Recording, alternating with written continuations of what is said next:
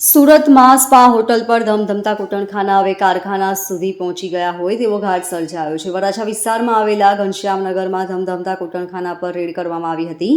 વરાછા પોલીસની રેડમાં 4 લલ્લાઓ, 4 ગ્રાહકો અને 2 એજન્ટ સહિત કુલ 10 મળી આવ્યા હતા. પોલીસે તમામને ઝડપી લઈને કાયદેસરની કાર્યવાહી હાથ ધરી છે.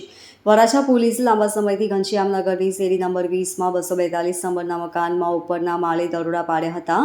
ઘનશ્યામનગર ઇન્ડસ્ટ્રીયલ વિસ્તાર થઈ ગયો છે. અહીં મોટી સંખ્યામાં એમ્બ્રોઇડરીના યુનિટ ધમધમી રહ્યા છે. રેસિડન્ટની સાથે સાથે મોટી સંખ્યામાં ઇન્ડસ્ટ્રીયલ યુનિટ આવેલા છે, જેમાં બાતમીના આધારે વરાછા પોલીસ દ્વારા રેડ કરવામાં આવી હતી. પોલીસે રેડ કરી ત્યારે 5 રૂમો મળી આવી હતી, જેમાં કઠંગી હાલતમાં 4 લલાઓ અને 4 ગ્રાહકો મળી આવ્યા હતા. સમગ્ર ગોરખ ધંધો એજન્ટ મારફતે ચલાવવામાં આવ્યો હતો.